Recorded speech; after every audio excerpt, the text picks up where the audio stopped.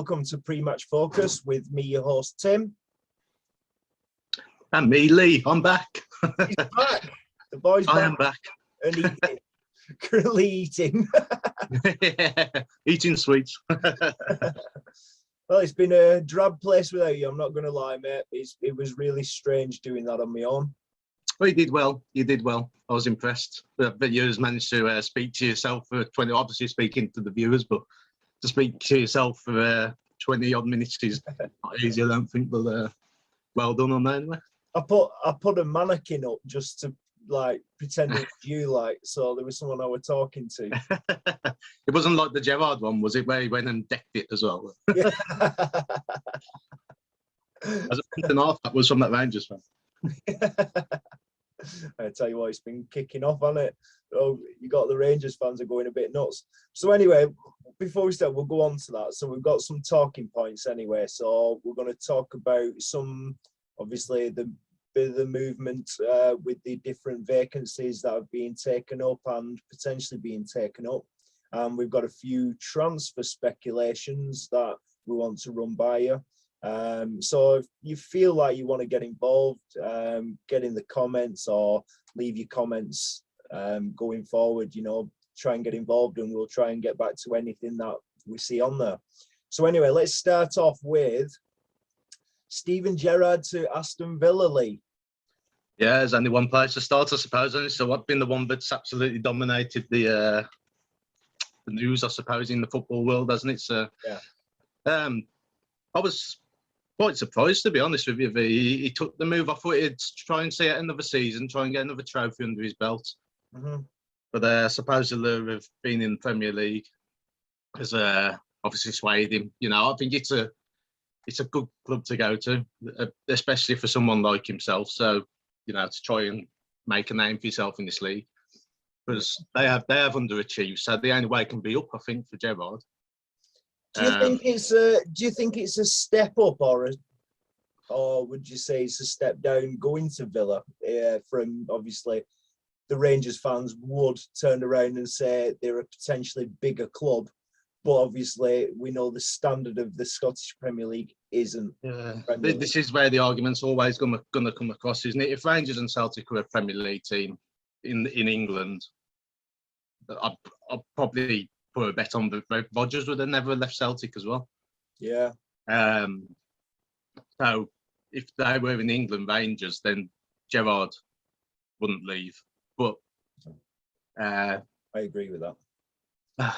The bigger club thing's hard to say because of the countries that they're from, and obviously, yeah, Rangers have won more titles, but Villa have won the big one in Europe. Obviously, going back a fair few years, but you know, it still leaves that stature of the club being classed as a big club. So yeah, I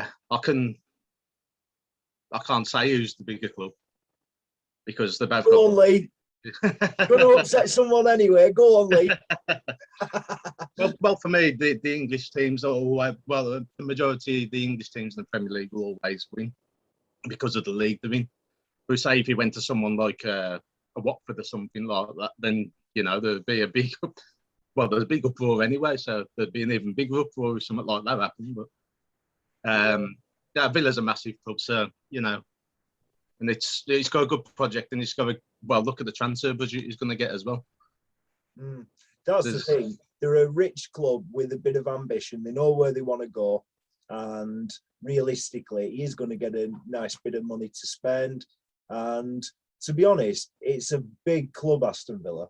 It's a very, very big club, and he must be looking at it thinking the only way he could have stayed in Rangers, I suppose, and probably taken on that another title, but you've got to make your mark somewhere.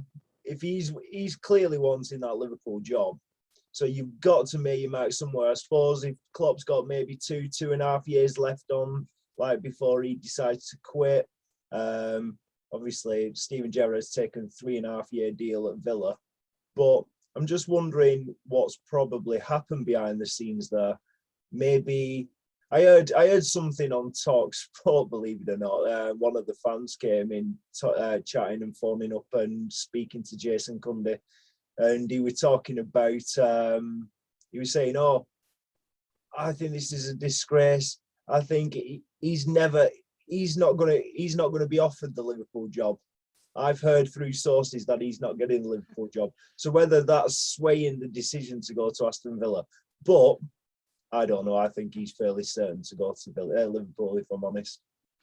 Yeah, I think even if he doesn't set the world alight at Villa, I think if he's steady with it, then they'll offer him more. To go there and do his business there. I think he's proved that he can be tactically astute, and that I know he's got guys in the background with him as well. Mm-hmm. Apparently, there's one guy, I can't remember his name, but there's one guy who's like his tactical brain, I suppose. Mm-hmm. But he seems to have a good hold on the man management of them as well. He seems to know how to look after his players. So yeah, I think that obviously stemmed from his time at being a Liverpool captain as well, having to look after all those lads when he was there. So carrying all them players for so long.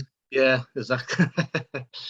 So he's I can't see him being out of touch with it. I can't. I think the only way is up really for Villa at the moment. Yeah, absolutely.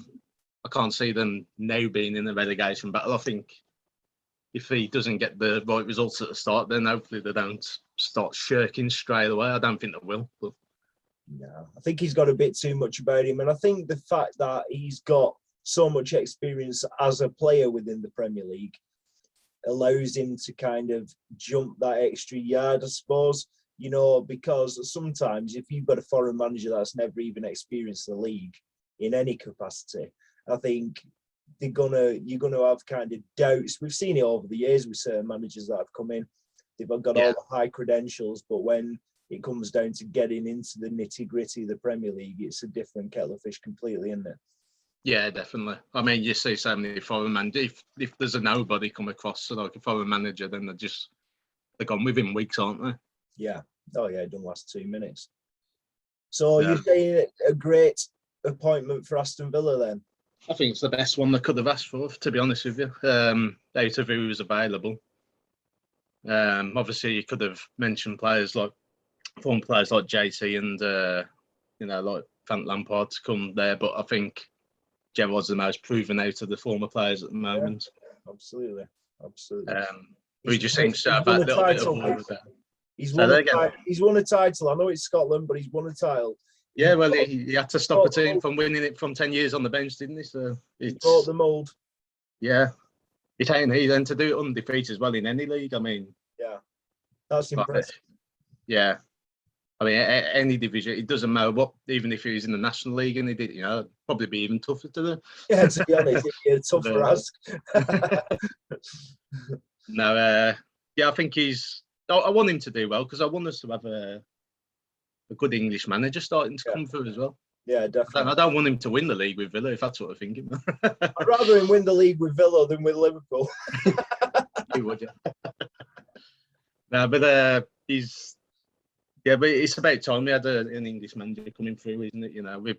There's still not been one win the Premier League, which shows how bad it is. I think we've got to be the only country in the world that's made a league, obviously from when the Premier League formed in '92. Yeah. To never have a person of that country win it. No. That's insane, really. It is, yeah. But it just shows the strength of the Premier League, I suppose. There's so much talent in it, and it doesn't matter. It's so competitive. Doesn't matter what your name is half the time. I say Klopp struggled for a good while before he made things kind of come right. Yeah, he been getting great results. I always remember him struggling to beat West Brom at times. It was a 2-2, and then he got them all doing their little waving at the crowd. The 2-2 draw with West Brom. I still love that to this day. Oh, you can see all players like, what the hell are we doing here? Yeah, there were some rough times before he come across, wasn't there? You look at his record over the last 3 or 4 years. That's an example of, having patience with your manager, because I think you got to stem through them bad few years, and then most of them will come good. I think if they were left to it, but it's just there's no time in the game these days. Including Solskjaer? Apart from that one. Oh, yeah. I can't see it. I think he was just. I think everyone's in most. Like he was out of his depth before he even got in there. But he has steady. He has made it a bit better there. Yeah. I don't think he'll ever be a title-winning manager. No, I think not in the big league. He's put the foundations in. He's turned over some of the deadwood, I suppose, and they're in a position now where someone else can kind of take the reins and push it to where it needs to be pushed. And they need to be tactical astute, really, because there's just every other team, you can see a style of play.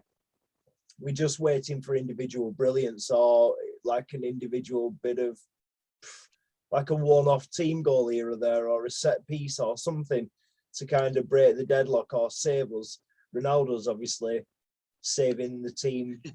That's the tactic at the moment, I think, isn't it? Get to Ronaldo. For all those people that turn around and say that was a terrible signing, and if Ronaldo's on the table, you got to take him. I'm a firm believer in that, and there'll be many moments in this. It's not his fault that the team's playing like that. He's just got a lot of players around him which fit to wear the shirt. So that's the top and the bottom of it. But what were you going to say then, mate?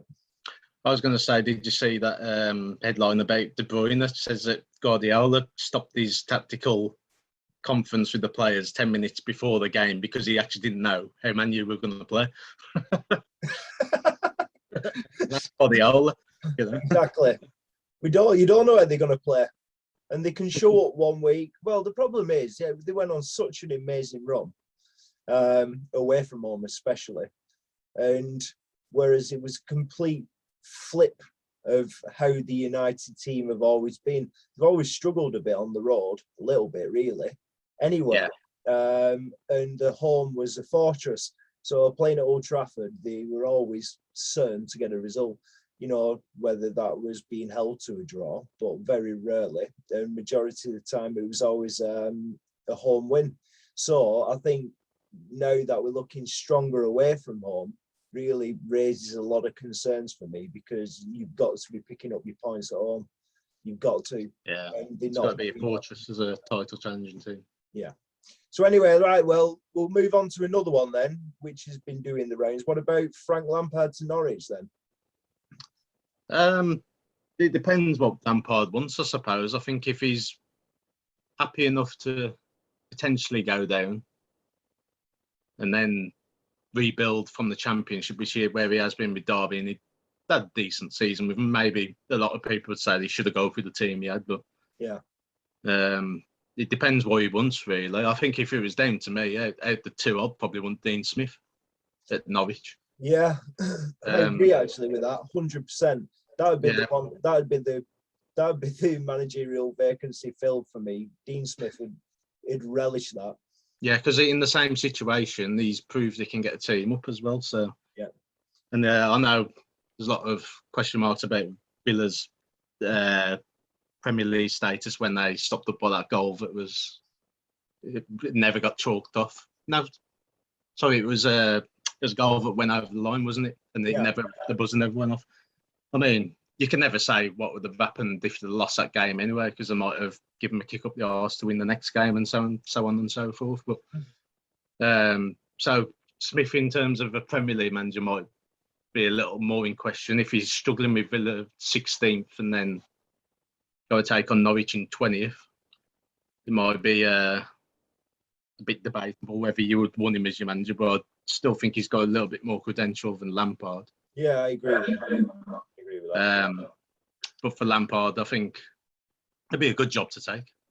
Because I think if he's looking for a bit of a project, and because to be honest, I think they won and threw all our predictions right out the window. But I said I couldn't see him buying a win this year, and I was completely wrong. They went and sacked him, and that was the strangest thing I've ever seen. To be honest, it was like he's finally getting the bigger points on the board, and that's the moment they go, "Nah, we don't do that here." Yeah, get out. Get out. We want 5 points all year, please. Yeah, it is a strange. Obviously, this must have been thought about for a while before the. I don't think you can wait for a team to win then sack them. I think it must have been something that they planned way before the Brentford game. But bit of an higgledy-piggledy plan.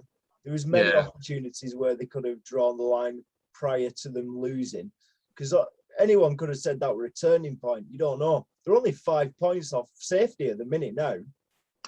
Yeah, it'd be like a no-lose situation because everyone expects them to go then. So whoever comes in shouldn't have the pressure on them. Maybe that's probably why Lampard is happy to take this, because he had the pressure of win at Chelsea all the time. Mm-hmm.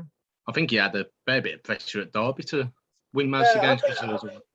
Would you class that a Derby? Would you say he succeeded, or would you say he failed? It's a tough question, that, isn't it? Yeah, I can't say he failed because he only had the 1 year, and he obviously took the Chelsea job as soon as he come calling. I think if you put it over a 3 year.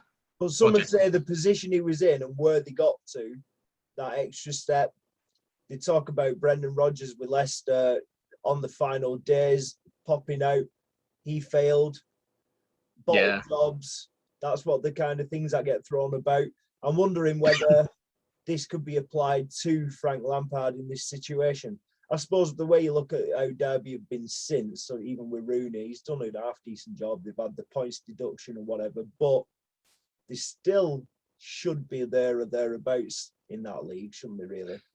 Yeah, up until, obviously, this season, they've had all the money issues and the points deductions. It's a different story now, isn't it? But I think you'd have had to give Lampard 2 or 3 years to have made a real judgment on it. I think after a year in the Championship, so hard anyway, you've seen managers like Bednap go down with QPR and have to do it for the playoffs. And, you know, with the team he had at the time, you'd probably have thought absolutely destroyed that league. But you had to do it for the playoffs. So it's hard to say with the... I mean, look at Wolves when they went down from the Premier League the 1 year. I was confident we'd be at least top 6 when we went back down, and then we got relegated again. So it's hard to say the league. So yeah, I suppose it's a tough league to go down to. Obviously, you lose a lot of revenue first of all, so a lot of the players don't want to be there unless they committed to the plan and expect that they're going to go back up again and believe that they're going to go back up and believe in the coaching staff and everything to kind of push it to that point. But I think in general, I think Lampard must be kind of convinced by. I don't think if he's going to go there, he must know that this is a rebuilding plan. This is a plan to go down to the Championship, to be invested in again enough to push them through there and build into the Premier League on the next return. Because there's a high possibility they're going down. Obviously, it's a less of a high than it was a week ago. I'm not going to lie. I didn't see it. I just didn't see it. I don't. If anyone else were being honest, including a lot of Norwich fans, I don't think they've seen it. Well, they've beaten a Brentford team that since I predicted they're going a bit of free fall, they sort of have, haven't they? They haven't been able to pick up anything. So, I'll say one good thing for Lampard. I actually looked at the Championship the other day, and I actually had a scout for the squads, and it ain't. I mean, yeah, it is a tough league to get out of, but it ain't as strong as what it once was. No. But you can tell that with the teams that are up there now. You got the top 3 probably be pretty much predictable in terms of Bournemouth, Fulham, and Albion. And then there seems to be a little cut-off point there. Yeah, it's got a bit of a distant gap now, haven't they? You know, compared to previous. But this is the money, isn't it? And I think back in the day, you used to lose all your best players and have to rebuild. Once you had the relegation, they seem to be holding on to them. Yeah. Sort of knowing that a very good chance will be back in a year, which is good for loyalty in terms of the game, but it's not great for neutrals who want to see different teams up in the Premier League as well. Yeah. But for Lampard, if Lampard takes that and they go down, and then you'd expect them to come back up, then he'll be classed as a failure if he didn't do it then. Yeah, I think you're absolutely right. I do think you're right. Right then. So that's Gerrard and Steven Lampard. So what about a few of these transfer speculations? What about Raheem Sterling to Barcelona on loan? in January? If it's on loan, then it'd be a good deal for Barcelona. A brilliant deal. I think he'd flourish over in that. I think Xavi would probably be in the mould of Guardiola anyway. So I think Sterling. Yeah.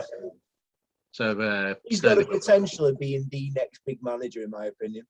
Yeah, he's got a feeling. It's just written all over him. You look at his intricacy, even just with the football, and his brain's like so far ahead of everybody else's. He's a far better player, in my opinion, than Guardiola ever was. And even though Guardiola was a good player, let's not have this wrong. You know, he was. Yeah, I actually saw them both play live at Molineux, but I didn't know who Xavi was at the time. We played him in a friendly in '99. Xavi came on the pitch. I'd never heard. Well, I don't think anyone in the stadium had heard of him at that point. But ran the game. Yeah, well, he looked the part. I think most Barcelona players did. I think it was Figo who won the game, but you'd expect it at the time, wasn't it? Yeah, he's took on Barcelona in probably the toughest situation since probably around about that time when I saw Barcelona live myself. Yeah. Even though there was, still had Figo and that, they weren't like world dominators, was there? And I think it fell quite a fair bit off the perch now. Yeah, I agree. So he's got a lot of hard work to do. But I have seen, I think if Sterling ain't going, then I have seen that they're on about recalling Trinco from Wolves. So I think Trinco's he's got the quality. I think he lacks the physicality. Yeah, he's not overly big, is he? Like, no, he does tall. he doesn't like to get stuck in. I think when someone gives him a bit of rough and tumble, then it sort of puts him off a bit. Lost interest in the game a bit. Yeah. It's the old school saying in the old school UK football that hit the one with the skill hard first thing. They'll lose interest. Yeah, and it just seems to be the case with him, I think. But I think Neto sort of struggled with that in his first year, and he came a bit more physical, didn't he? Second season. Yeah. So if Trinco was to sign permanently, then that would be something. But he'd, want to do. But I think if it came down to Trinco's choice now, he'd go back to Barcelona. No doubt, especially if he knows Xavi wants him. Yeah, exactly. Yeah, I agree with that. But with Sterling would just fit in like a glove, wouldn't they? So be a good signing for him. I think he's had. Do you know what? I've gone through the motions with Raheem Sterling. For many years, I didn't see it. I didn't see it. I just didn't. Yeah, I couldn't at first. Everyone was raving about. I just felt he just went round in circles a lot. But then he went to City. Well, not straight away when he went to City because he missed a lot of chances at the beginning. Yeah. Hell of a lot. But then it just started coming right for him. And then he started playing well for England and you could see he was starting to become a threat. And you could have said that he was probably in the first couple of names on that team sheet for England and City for a space of about 2 or 3 years. So that's credit to Guardiola. That's credit to what he has improved him, definitely. Oh, yeah, 100%. I look at it at the Euros as well. Everyone was slating him, and then he turned out to be the best player for us. He was the one 100% making things happen. So by a country mile. So anyway, there's 2 more lots of transfer speculation. We've got WILFRIED and NDIDI to Real Madrid. What do you say to this? It's an odd one to digest at the moment because I never actually heard this one, but I'm sure he'd love the opportunity to play that, especially the state of Spanish football's in sort of like Barcelona, to have the chance and be the mainstay in Real Madrid's team, then it's going to be most players' dreams, isn't it? So yeah, regardless really strange. They've just signed Camavinga. Yeah, maybe they want that little bit more experience just to help him through, maybe play them both together. Sounds like Toni Kroos could be off as well, doesn't it? So yeah, if not in January, then definitely at the end of the season, I think. So they need to add a bit more youth in there. I think indeed he's probably only about 26, 27 himself, isn't he? So, yeah, he's not very old. Yeah, he's still got a fair few years in him. Just looks 34 instead. Yeah. It's it's a strange one, isn't it? I mean, like, if you want to play with the lure of the Premier League and what that offers to you, then that's down to them, isn't it? But with the Spanish league, and you've got the choice of playing for, it's like with Trinco. If I was Trinco and had the choice to play regularly for Barcelona or regularly for Wolves, then you're going to pick Barcelona, aren't you? I'd pick Wolves. Want to stay in the Prem. I don't want to go over that tin pot league. But this is, but I mean, I do get it because you've got the lifestyle of Spain and the weather. Yeah. And no, obviously, that'd be the only thing I'd go, ooh. Tell you what, give me another couple of seasons and come back after me then. Yeah. I'll see me days out in some warm weather when my arthritis is really bad. That's the part. I mean, like, everyone just jumps at the history, don't they, of the clubs, don't they? And I think, yeah, if you was at Man U or Liverpool, something like that, you might have a bit more chance of making the decision easier to turn down. Say if indeed he was a Liverpool player, then he'd probably think, well, I've got more chance of winning the Champions League with Liverpool at the moment. Yeah. But with Leicester, then, you know, he's just going to be thinking, look, Real Madrid centre mid sorted. You know, chance of winning a title. Really, it's a big pull. Yeah, it is. Especially when you're thinking to yourself, we could potentially be signing Mbappe in the next couple of windows. Yeah, I mean, like, obviously, I think we've had our doubters about it. I think there's a fair few doubters in the world about him being the next big thing, haven't there? But he's still a decent player. He'll still rip that league up because... Oh, he'll tear that one apart. Yeah. It's like the French league. Yeah. He wouldn't do in the Prem. He wouldn't play in the Prem. There's not... I mean, like I said it many years ago, once Messi and Ronaldo read that league, let's see where it goes. And now it's probably... If I was to put a list of different continental divisions I watch, I think it would probably be like Scotland. I'll probably watch more Scottish football, to be honest. Yeah, I would as well. So do you know what? I'll tell you what, we take a lot away from the Scottish football, but it is definitely getting better. Again, let's say years ago, it was a very strong league that. You go back to 90's, when Ferguson managed to break the mold between Rangers and Celtic, you know, with Aberdeen. It was a hell of a league then, you know, and then even just past that, the likes of Hibernian were always close. Dundee United were always in there. You know, there were some good teams. But then as years went on, and obviously the fact that they didn't get, the more rights you get with the football, you know, with these sponsorship and the broadcasting deals and stuff like that, the divide between how much the Premier League gets like up here and how much Scottish football gets down here is huge. Yeah. And it's shown, and obviously you've had 20 years of that solid where Sky Sports has been like heavily, yeah, we're going to invest into Premier League football. And this is why, and to be honest, Rangers and Celtic are still big clubs through all this. So if they'd have had the same kind of money or publicity, should I say, as the bigger Premier League clubs, they'd be no different, and it'd be a really exciting league. And I think it's coming that way again. You look at some of the Scottish players that are in the Premier League, which have obviously contributed to the fact that Scotland are being looked at, you know, on the bigger stage. What do you think? Well, you've got to look at, with you mentioning back with the past, then there was a lot of teams like in the 80s, 90s, where their best ever players are probably Scottish. So, yeah, they're sort of on the, you know, like your Dalgleish, Hansons. I mean, who did Man U have? I'm trying to think off the top of my head now. There's a couple of players. We've had a few over the years. Yeah, so. Just Dennis Law, you know. I know you're going back a little bit further, but yeah, you know, it was, you'd say there was pretty much on par with it back then. So, but yeah, it's been the financial aspect that's pulled it all away, hasn't it? There's only so many Scottish players that come over there and really,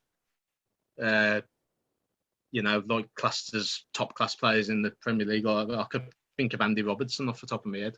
I think Tierney would be decent if he was more consistent in getting game time and that. But is that Tierney? Yeah. Yeah. He doesn't seem to get as much. Good fullbacks. Yeah, they do, yeah. But they used to produce world-class strikers, didn't they? Ali McCoist.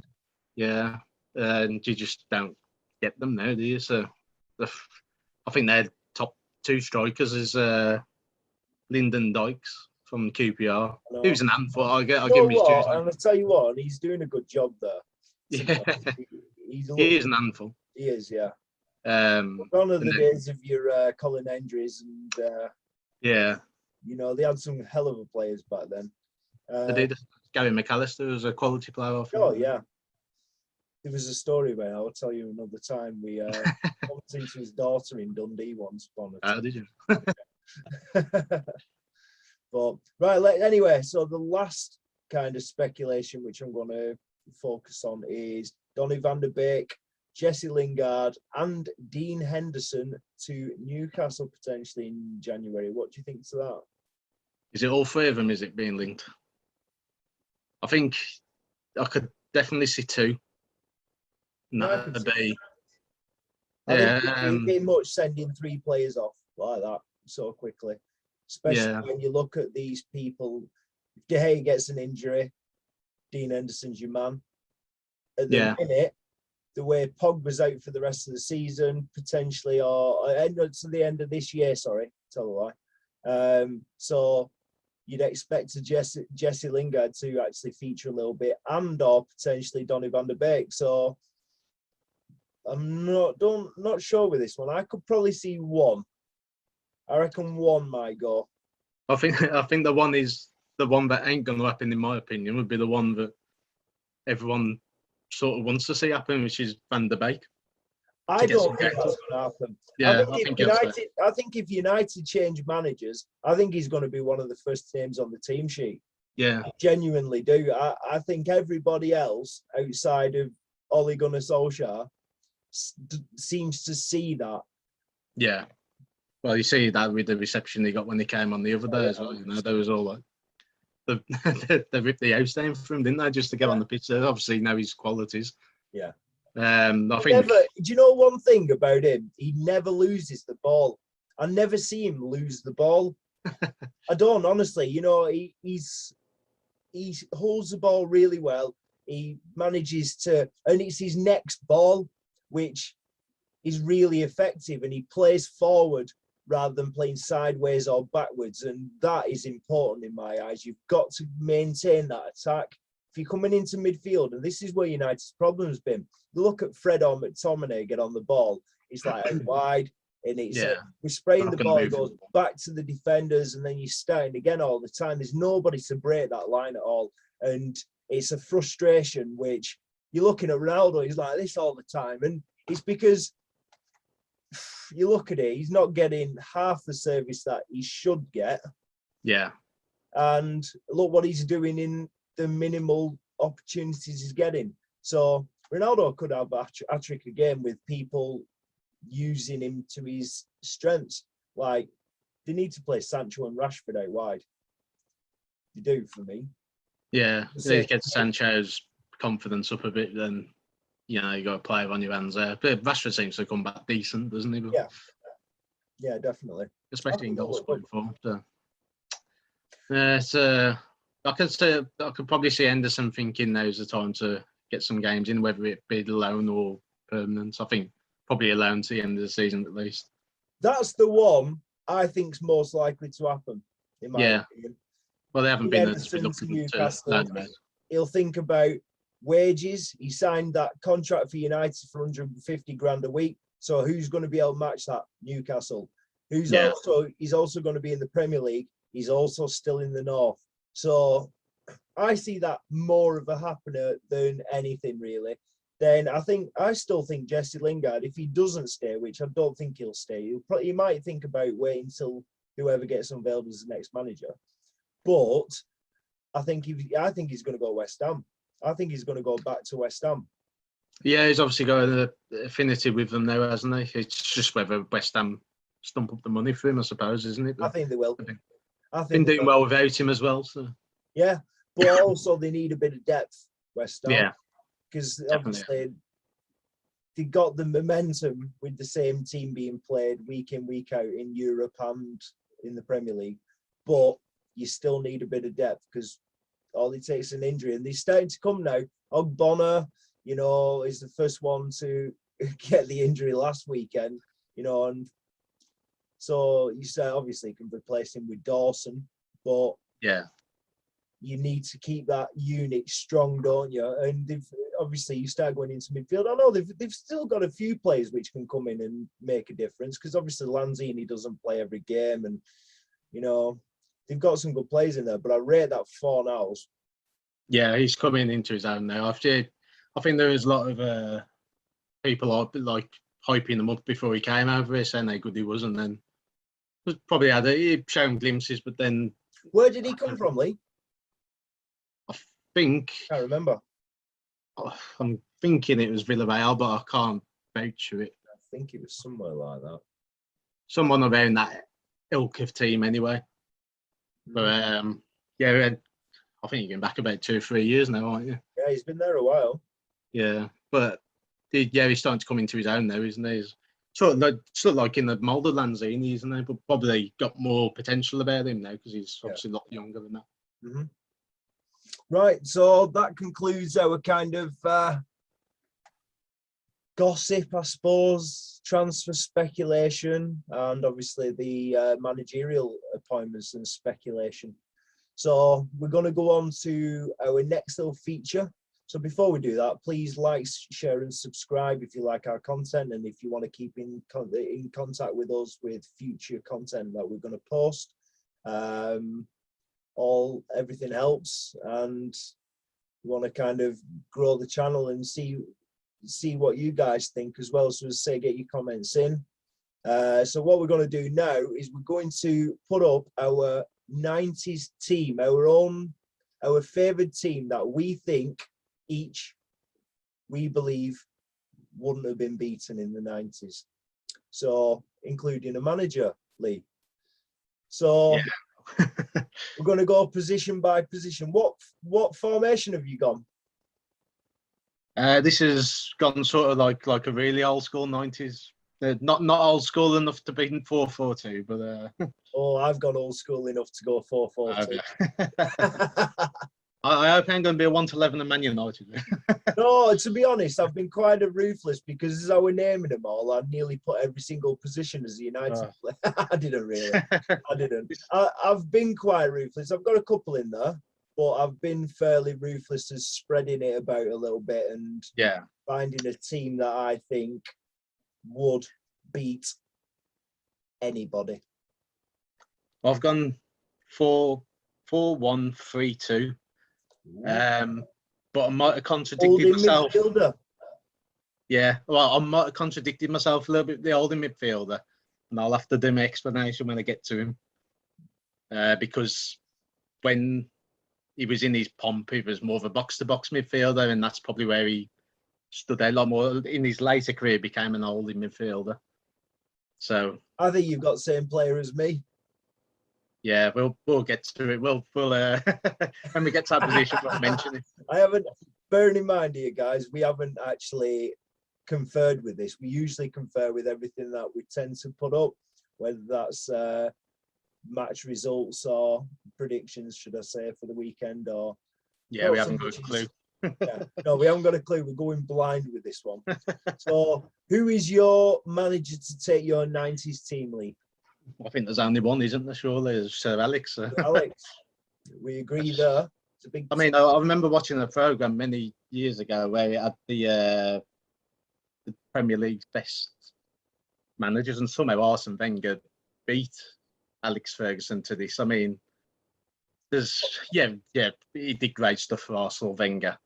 Yeah. But you know, over that Premier League era, Sir Alex has absolutely dominated it. I think someone's sniffing glue there, Lee. I think Ray Parlour did list, I think. He's everything Arsenal, isn't he? But massively, yeah. Yeah, it was Alex Ferguson, just no contest for me. You know, his knack of managing, even when he lost titles, his knack of managing to win them back, just unreal. So, unrivaled, in my opinion, in that decade, especially. Yeah. Most of Man U were, to be honest. I think I've done quite well to nullify a fair few United players out of it. Mhm. But this era of the 90s we got here, is just, especially with the forwards, to pick the strikers is just Nightmare. about 20. Nightmare. Do you know what? I changed a couple of times. I'm like, oh, do I? Oh, no, yeah, no. I think that's right though. Yeah. So I've put someone slightly out of position in order to accommodate him. Oh, definitely have with mine. I think if you just look at my formation and be like, why are you playing him there? Why are you playing him there? But just that to fit him in. By the Harlem Globetrotters. I think you could see Keane actually getting a bit pissed off with the rest of the midfield. Oh, I've just let it go now, haven't I? Roy Keane's in there. I knew that one. Right, anyway, wait a minute. Goalkeeper.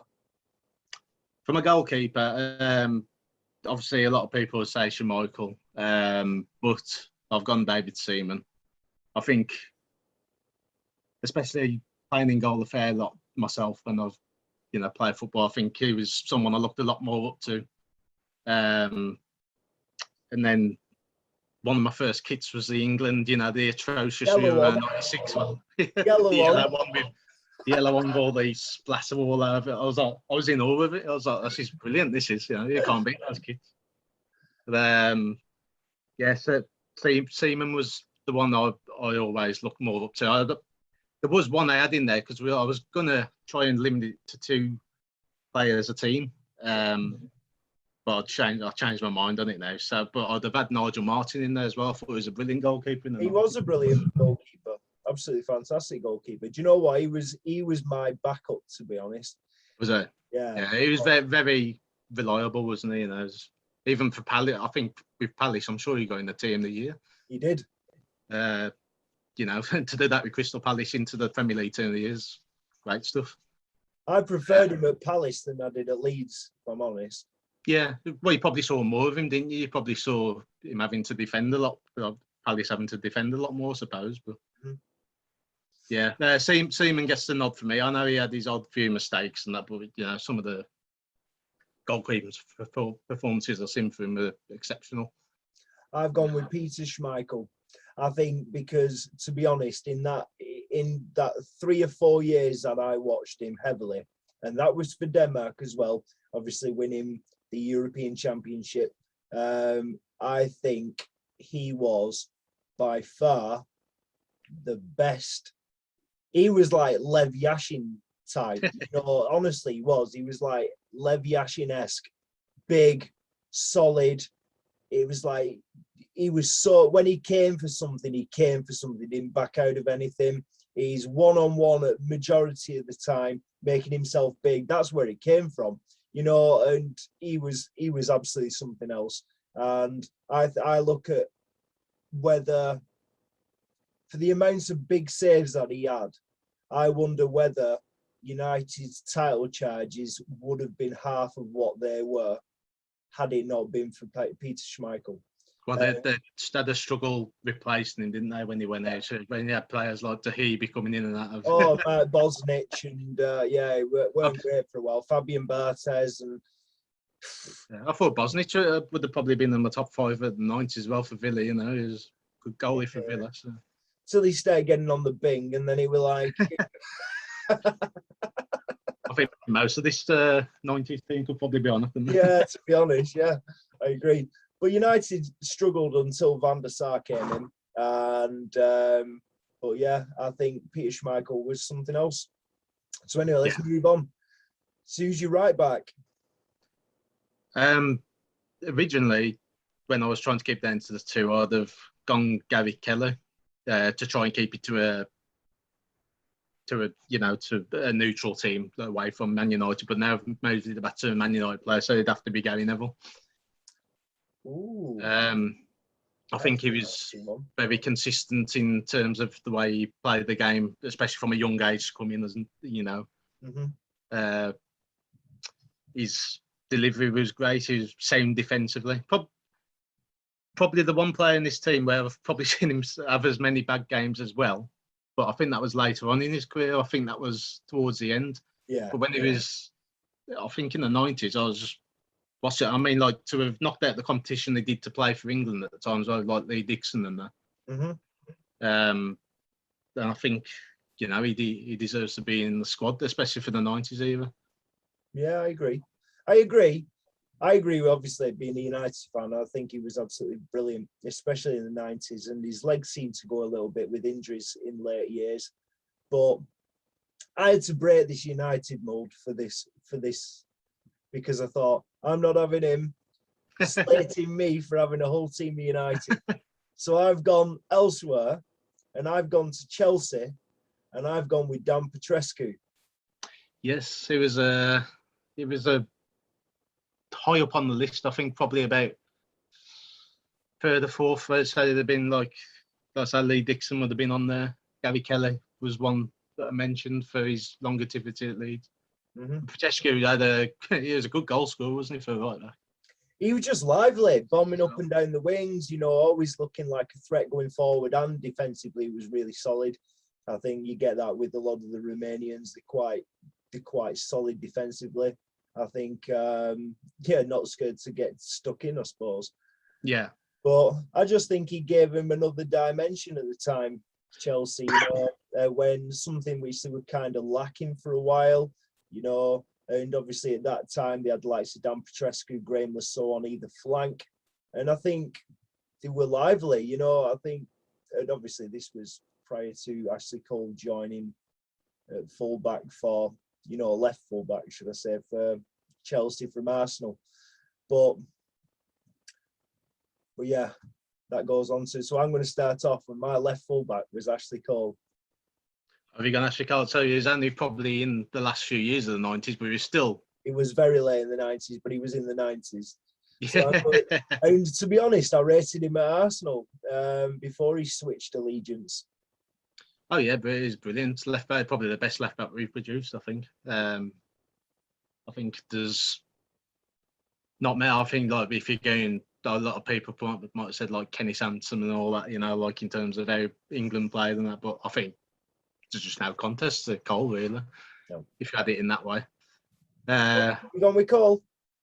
I haven't now because I thought it was a little bit later into the 90s. I think if you do 2000s one, he's probably the first name on the team sheet. Mine's Dennis Irwin. Oh, he was my second. I'm not going to lie, but as I say, I had him down. But I thought I need to make this as unbiased as I can because I'll get hollered at otherwise. And I've got more Man Utd players to come in. You know the one I've already mentioned. It's but that's as far as it can go after that. I've gone Irwin because every Man United player said he never let them down. I never seen him let Wolves down. I know he came to Wolves in the 2000s, but you know, from what I saw of him there and still playing at that level at the age of 38 and still not letting the team down. If he was doing that in his pomp at Man United, then even better. You just never seen him really get beat. Just never again. Never ever. And if he got beaten once or twice, he recovered so well. And for little Irishman, you know, when looking at him, you just didn't see it. How he should be so consistent and how good. Mr. Consistent, that was his nickname at United. He was so consistent. He was fantastic. Seemed the quiet personality, didn't he? But he was just, I don't know, I think he did his talking on the pitch, really. He's just, I think, probably the most consistent player I've got on there, on that team sheet. And I think most people probably agree anyway, but it's probably just a bit of a, what would you call it? Like a way of describing the player. I think everyone goes by that name, and I can't think of any other way to say it with him, really. But he did have his attributes in terms of goal scoring as well. Another goal scorer from the back. Yeah, scored penalties and free kicks. He done well. Yeah, really. So you had that to your game, then brilliant. Yeah, definitely. So who have you gone for your centre back partnership then? I've gone with would he be my captain? I think he would be my captain at the time. So for people, it'd be Tony Adams from Arsenal. Oi, I've gone with Tony Adams too. But you have to, don't you? I mean, proper leader. Yeah. I mean, when you hear him on when he comes on Sky Sports or anything. He just don't want to shut up, does he? I think this could be the character. He just wants to keep going on. They always keep cutting him off. It's like, we haven't got time, Tony. Yeah, I'd imagine he'd have probably been like that on the football pitch as well, you know. Always barking orders and so on and so forth. But big lad as well. Again, another goal threat as well. Did you ever watch that Sky Sports thing where they did the funny the funny moments in football, and they were going on about Tony Adams when he took over in Spain as manager. All these hand signals. Yeah, it was one of the funniest things I've ever seen. Having a rave. I think he had to leave it there at playing because he was never going to be a good manager. But he was absolutely. It was the comedy factor was 10 out of 10. It was absolutely brilliant. So you've gone Tony Adams as well. Who's his partner? Who's his partner? Mine was a tough one. I'll shout out the ones that came close as Gary Pallister and Paul McGrath. That was a good shout. Yeah, but I think with McGrath, even though I think he did play most of the 90s, I think I just don't remember as much of watching Paul McGrath as I did the others. So that's what kept that one out, I think. The one I went with, Sol Campbell. Well, he was the second on my list in the end, only because I had to double check a year of when the person I've put in signed. And I thought, and when he did sign, in the 2 years at the latter end of the 90s, he was absolutely unbeatable. So I've gone with Jaap Stam. Yes, obviously.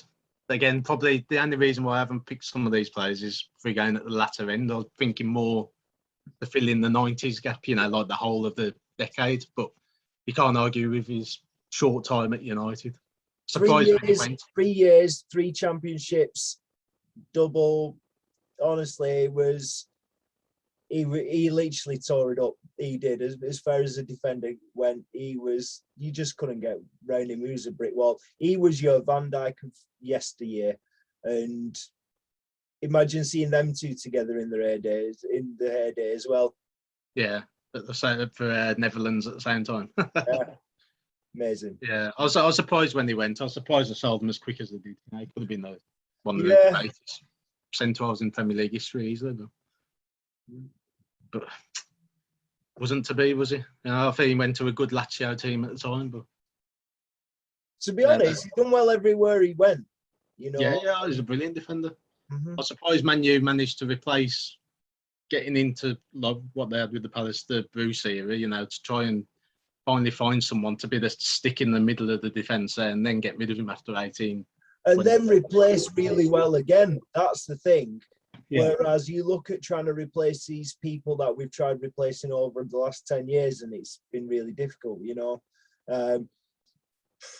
Because Vidic and Ferdinand, with Van der Sar behind them, you can't even argue with that. Neither that was something else as well. But yeah, so when we sold, because I think very mediocre Spurs team at the time, but I think at the time they definitely loved him there, and then obviously turned very sour when he decided to join Arsenal. But you can completely understand. I think as much as it pee you off, I think, you know, look at his decision. He got him Premier League titles in the end, didn't it? So you know what? It's a bold, brave decision. That you've got to give him credit for even thinking about doing that. You know, never mind actually going through with doing that and going to your biggest rivals. You know, that takes some bollocks. That's all, Campbell. You know, honestly, if you're gonna do it, do it. But you've got to stick to your guns when you do it, and you've got to deliver when you do it. And he delivered when he did it, and that is the top and the bottom of it. It's not like you can turn around and go, "Oh, well, he did this and he moved over to there, and look what that did for him." You know, it didn't work like that. He was part of that Invincibles team, and credit where credit's due, mate.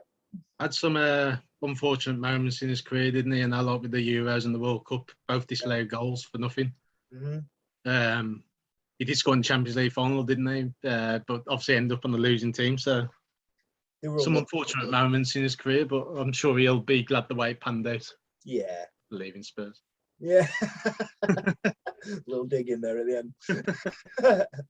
So as part of your 4-3-2-1, who are you going with? Who's your right hand side of your midfield then? You want my right winger? Well, I suppose you're playing with two wide men and yeah. So it's like, sort of like a diamond, I suppose. Oh, so 4-1-3-2 is what that yours? Yeah, it's 4-1-3-2. So who's your holding midfielder then? Roy Keane. Yeah. Even though in the 90s he probably wasn't classed as an holding midfielder. But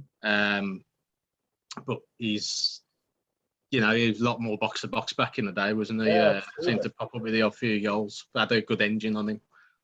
But if I was to want someone holding back there, then I'd have gone with him. Yeah. You can't.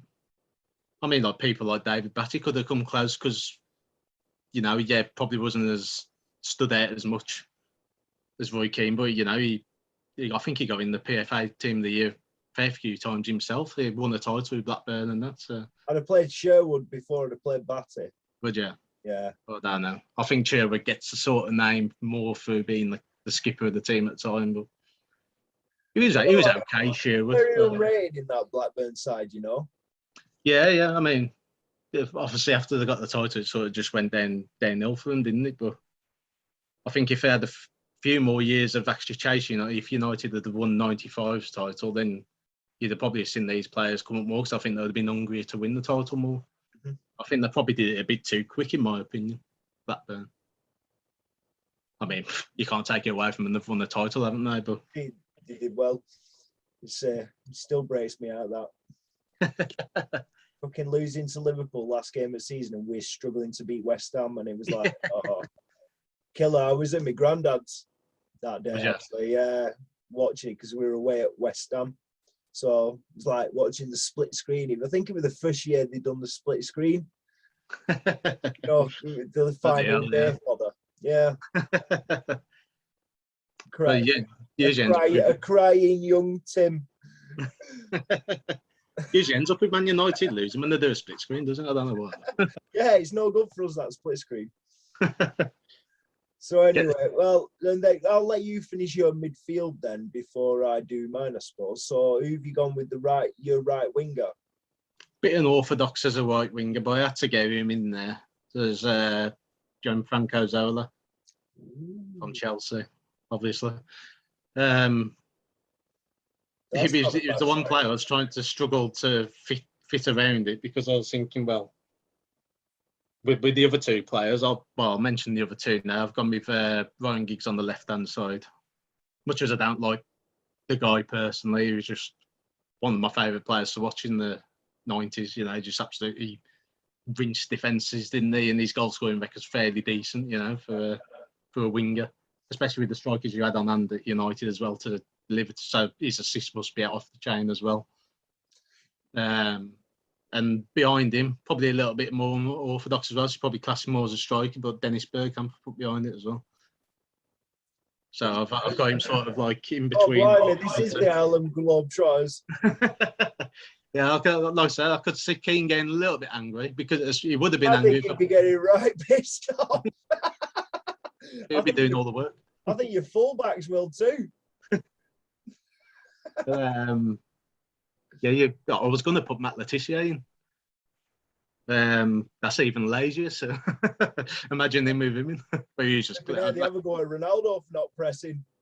Yeah. Other close ones obviously would have been Scalzi and that. I think I saw the best of Scalzi in 2000s, to be honest with you. But yeah, I did too.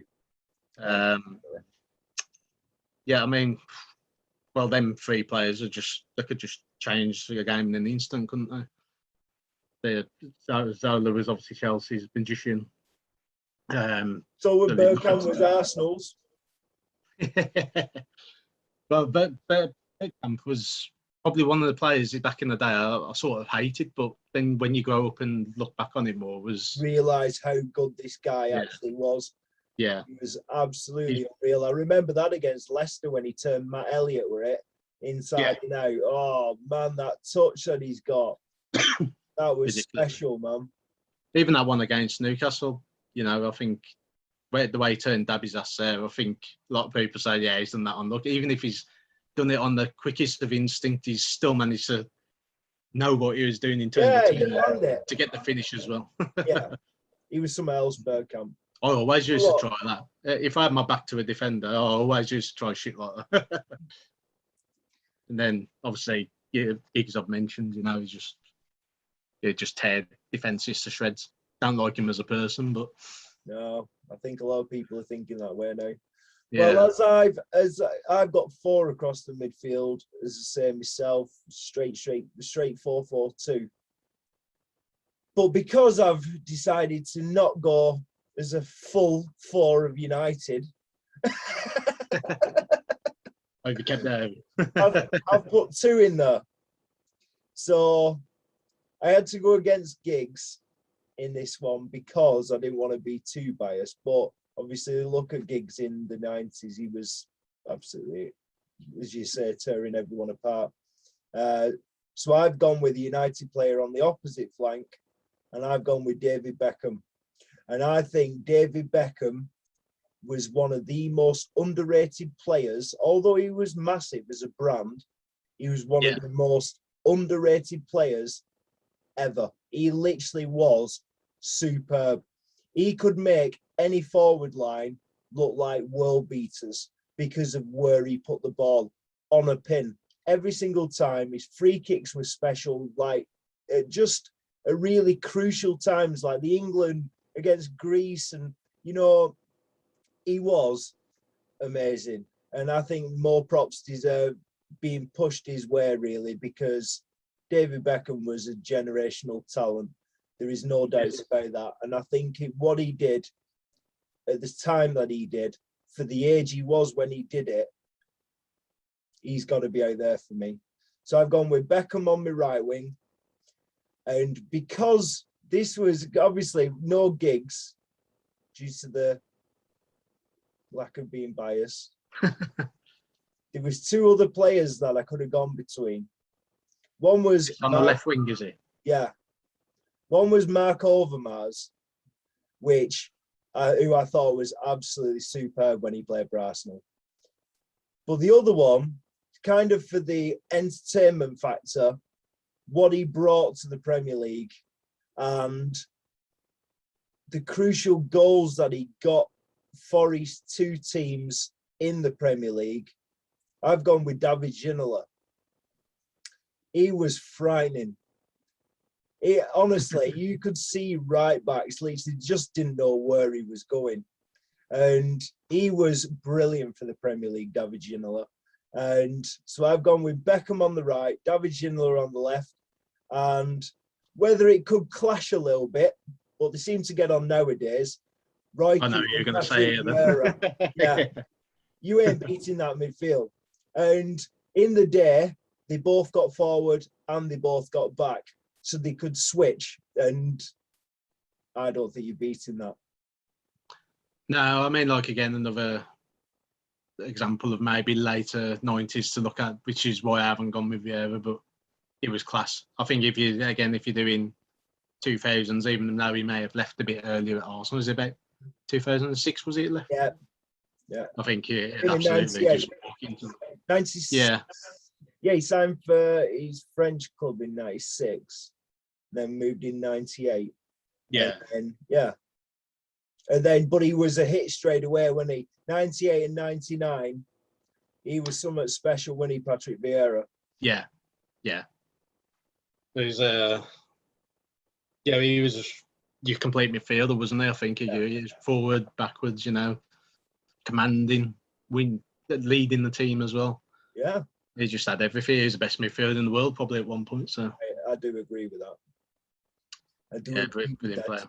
He just said. I can't argue. You know, with obviously, I think I definitely looked at Beckham because at my age, growing up, you never seen so many people try and beat him. So I know, yeah. If ever I played out on the wide, I always wanted to whip in crosses like he did as well. Oh yeah. So, yeah, well, you just remember kids in the playground, Beckham. And then with Ginola as well, yeah, I mean, like, closely looked at him. But I think Giggs had more of an impact. I just couldn't leave Giggs out in terms of what he did in the Premier League, you know. Yeah. Ginola, Just, if I could have turned around and said, Peter Schmeichel, Paul Parker, Dennis Irwin, Jaap Stam, Rio Ferdinand. Do you know what I mean? I could have gone across straight through them all. But really, you could do, but you just got to add a bit of depth to it, haven't you, I suppose? Yeah, I'm happy to keep it across the board because at the end of the day, now in the 90s, although United were so heavily dominant in the end, I think there was still a lot of players and a lot of teams which really did stand out. You know, someone said about Faustino Asprilla the other day, and I was like, Faustino Asprilla, he was meant to have been an absolute world beater. He's good on his day, great on his day. I think just consistency issues there, wasn't there? Yeah. I actually watched him scoring his hat-trick against Barcelona the other day on the television. Oh yeah, it was amazing, wasn't it? But I think what he was and what he showed in the end ended up being two different things completely. Yeah. So anyway, let's go on to our strikers. This is the difficult part. Shall I stroll off the names I haven't put in? Yeah, go on then.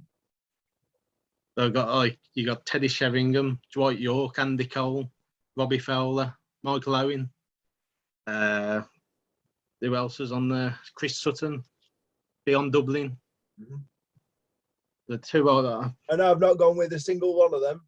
Neither have I. That's one. I think I should know the one. Surely Alan Shearer is going to be one of them. Alan Shearer is 100% in there, yeah. Yeah. And then the other one I went with was on what I saw as a proper goal scorer back in the day was Ian Wright. Ooh. You know, I mean, like you got Les Ferdinand as well. They're just coming back to me. And there was Robbie Fowler as well. Yeah, I had him in, and then I took him out. But I had a different Fowler formation. was special in his day as well. As Yeah. you said, I think you've got half of these people on my bench, to be honest. You got some of the entertainers as well, like Tony Yeboah and that, you know, players like that. So, but obviously maybe not as, again, consistent at banging in as many goals. It was a tough one to pick. Mm-hmm. I'd say that generation of strikers is absolutely ridiculous. So I've gone with Shearer and Alan Rice, not Alan Rice, Ian Rice. Ian Wright. Good forward line. Well, I've gone with Alan Shearer because I don't think there's a better goal scorer in Premier League history than Alan Shearer, if I have to be honest. That was from outside the area or inside the area or even with Z. I think he was the biggest regret of not coming to United of anyone ever that I've ever probably had. I'd have loved to see him there. And if he'd have turned up at United, he'd have won trophies. But he'd have won many of them. Yeah. But the other one that I've gone with, I've gone back to United only because he was an absolute. Oh, no, you're going to pick. I know who you're going to pick. Who am I picking? King Eric. Of course it is. Of course it is. The one-man band. The man who can turn any game on its head and make something special and give you memories at the same time. There isn't too many people that can do all that in one hit. And looking at his stature and whatever on the ball, he shouldn't have had feet like that. He shouldn't have looked that good. His touch was absolutely amazing. His vision was better than anyone I've ever seen. You know, he's seen things 3 days before other people seen it. And King Eric Cantona was, I can't throw any more superlatives at him. Honestly, he was absolutely on fire for United. And it took a special kind of manager to get that out of him because he was almost kind of written off prior to that because of how he was on the field and off the field. And Eric Cantona. I sort of took him out of the question just for his ban for how long he was out for, and he kicked the Simmons, which isn't good, you know. He was a Simmons. You can't take it against us. So I'll get again. Personal grudges here. I suppose again for me was someone I didn't appreciate as much until I was older. I think a bit like Bergkamp in a way. I don't know why. I think maybe him missing most of that chunk of the years I'd have been watching might have been impacting that as well, because that would have been the years I was starting to really go into it. Yeah. So early 90s. The impact he had on return as well straight away. Honestly, man, that guy was something else, man. He was literally the best entertainment I've seen. You know, he literally was. Just some of the things he did, even off the ball, some of the things he did, just it's unrivaled. Yeah, brilliant player. When you look back, I think when you look back at players like Teddy Sheringham as well, how intelligent he was on the ball and that, you know, just to create the goals and that. It's sort of like, again, in the mould of Cantona and what's it called? Bergkamp. Yeah, I agree, actually. And to be honest, Shearer and Sheringham were fantastic up front together. Yeah. They played off each other anyway. You've seen that in the Euros itself. Yeah. So, to be honest, one of the closest we've ever come. Yeah. Well, should have won it, really, shouldn't we? We were that fair off the boot. Yeah. Being there. Oh. I mean, he's the other one that could have gone in there, to be honest. Yeah. Paul we could have been. Yeah, I was just going to say, yeah, because probably about 6-7 years of spent out of the Premier League, I think, wasn't there? So. To be honest, I think his best days were at Rangers. Yeah, definitely. Oh, yeah, you saw more of him there, but was that because he was absolutely ripping? I mean, we said it was a decent league at the time. But... It was a decent league at the time, but he still came back, and even international football, he looked good. And when he signed for Middlesbrough, and he was starting to get on the bigger end of the scale then, but he just still had the quality. You could see it oozing out of him, and that weren't a bad Middlesbrough side then. You know, Paul Merson could be another one you could have put in as well. Paul Merson's another one that you could have definitely gone in. There's so many. You could make a second 11. You know, you really could. But what we'll do next time round, when we've got another international break, we'll go on to the 2000s and we'll do the same again. So that's 2000 to 2010. Yeah. And then we'll go 2010 to 2020. And then we'll choose our current. So, but yeah, so let's recap yours. Goalkeeper, Peter Schmeichel. Right back. That was yours. Oh, sorry, mate. Yeah, Shane, you were going in with Peter Schmeichel, weren't you? Nigel. Yeah, I went with Seaman. Right back, I went Gary Neville. Yeah. Left back, Dennis Irwin. Centre halves, Tony Adams, Sol Campbell. Yeah. Roy Keane sort of sat in front of them. On the right hand side went Zola. Left side, Giggs. Behind the front two, Dennis Bergkamp, and then Alan Shearer, Ian Wright. Good side, that, mate. The tough one to pick. Tough one. Hang on with Peter Schmeichel, Dan Petrescu, Ashley Cole, Tony Adams, Jaap Stam, Beckham on the right, Ginola on the left, Roy Keane, Patrick Vieira, Alan Shearer, and Eric Cantona. Mate. Mate. Not bad teams. That's like my dreams growing up, I think. I have dreams of my star 11, like. No, it's a very good time. I mean, like, it's definitely more balanced than what I've put in, you know, because I am playing sort of players out of position, but I was trying to think of what entertained me back in the day. So. Yeah. I suppose Zola was a good shout, though, man. But as I say, I couldn't get Zola into this team. The other one, just for how explosive he was, and I don't know why I liked him. I just really liked him. And was Tony Yeboah. Yeah, I did say that. I said he's one of them players who just like scored the goal of the season every other season, wouldn't he? But 2 weeks on the bounce, wasn't it? It was like that again. Fear for your crossbars with Tony Yeboah, but oh yeah, he was somewhat special as well. But yeah, well, anyway, the guys, that concludes our first of all, management talk. Second of all, transfer talk. Thirdly, our 90s team, our unbeatable teams from both perspectives of Lee and myself. So please like, share and subscribe to keep in contact with all our new content that we've got going forward. We're going to be going a bit more in the thick of it, should I say, going forward, because we've got a slightly better Lee now. So congratulations on your recovery anyway, Lee. It's good to see you getting back to your full health again. Yeah, not far off now, mate, not far off. It's been nice to just remember what it is to be normal again. So. You've never been normal, mate. Hello. Oh no, yeah, my normal. Oh dear.